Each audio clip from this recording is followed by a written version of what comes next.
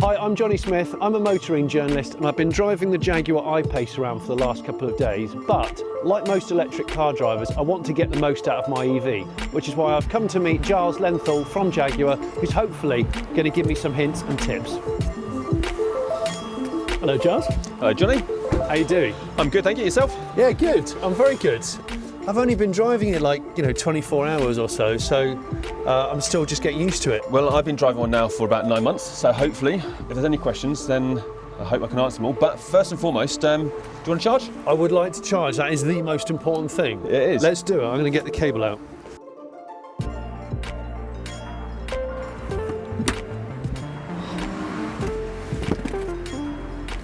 When people say to me, how do you live with an electric car? I say, well, it's really similar in behaviour to the way we live with our phones now, isn't it? Exactly. I mean, if you think, what's usually the last thing you do before you go to bed at night? You plug your smartphone Put in. my phone in, yeah. So when you wake up in the morning, it has 100% charge, Yeah. and then usually you're fine for the day. And what we do recommend is that the customer installs a home wall charging station, Yeah. because this is the most convenient way of charging. Then range, anxiety at least, should be pretty much a thing of the past on a day-to-day basis. Yeah. If you have a house, but you don't have one of these home chargers, your option is then your conventional plug, right? Yeah. So Okay. the car is available with what we call a basic home charging cable. Yeah. And that will allow you to plug into a 3-pin or your domestic plug. We don't really recommend that the customer relies on that because that's not a really nice charging experience because it's going to take you a couple of days to charge a car up completely. So it's not something we want you to rely on. Electric car can be good for you, even if you don't have access to something like this because you live in a city. Because there's loads of public charging stations around. It's going to take more planning, a bit of a behavioural change. But I guess if you live in a city, the car will travel less anyway in terms of miles. You'll find it's amazing how quick it becomes as part of your just planning your behavioural process. So what I tend to find I do now is if I'm going away for the weekend with the family, I always look for hotels with a charge station. So I can plug it in overnight, just like when I'm at home, so the car charges up and it's free to use for the next day. So your home hopefully becomes your fuel station, or one of them. Yes. And the other thing about plugging it in is, of course, you can prepare it for a journey ahead. You can precondition the interior of this car, independent from charging. We have an app, and you can go through your app on your smartphone and precondition the interior.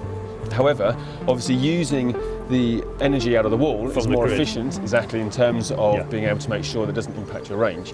But also what a great feature is with the I-Pace, especially in this sort of weather when it's cold, is that you can precondition the battery.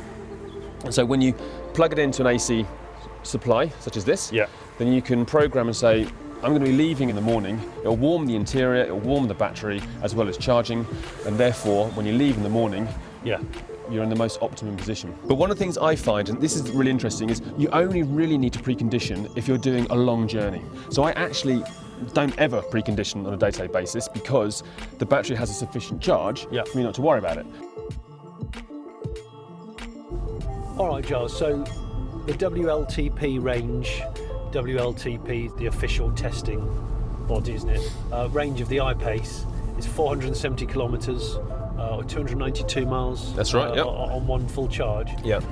In the real world, how close can people expect to get? Because I know, especially if you're a very early adopter of EVs, you know, the issue of range as quoted can be a sort of scary prospect. Yeah, so the 470 kilometres and 292 miles are our official certified numbers, and we obviously stand by those because they are official and correct. But as you say, in the real world, as a customer, you should really expect to get around about the 220 to 230 mile mark. Now, there's a reason for this. So it's still a laboratory test set at a single temperature, which is around about the 25-degree mark, and it uses certain drive cycles. And of course, if you take a cold day like today, then temperature can have a really, really big impact to a range of an electric vehicle. So that's why, realistically, the real world range is lower than the WLTP range. Now there's key things to think about. There's obviously the driving style and speed. You drive. We have the heated seats on, we have the air conditioning on, we have the temperature up. There's two of us So obviously weight, so all these things obviously get used energy and therefore have an effect. An EV is really, really efficient. Yeah. So on this I-Pace, about 90% of the energy that goes into the battery gets used to push you forward in forward motion. But if you take a typical combustion engine, so an ICE, like diesel and petrol, they're only typically about 30 to 40% efficient. You know, my family actually live in Munich, and I commute to the UK every week to do work. Munich is nowhere near Warwickshire. Exactly. Now, normally I'll fly, but I do like to drive down there at least a couple of times in the year because I just like to do the drive. Yeah. And in a car like the I-Pace, that will require planning. I mean, a colleague of mine, she went on holiday in the summer in her I-Pace and did 2,000 miles around Europe and had no problems at all. She was able to charge very conveniently.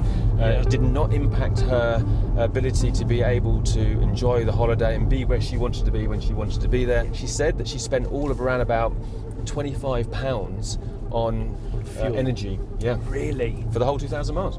That's impressive, isn't it?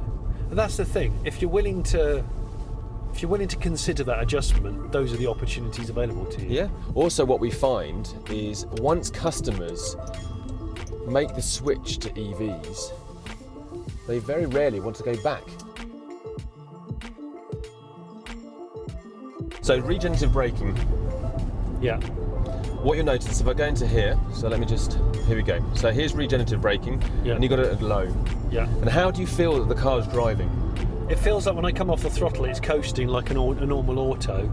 But on the gauge in front of me, obviously I can see that it's dipping into the charging, so it is harvesting some energy from that. So if I now turn it to high, and as you go down, as you drive on, just sort of say to me how you feel that is, what's the differences?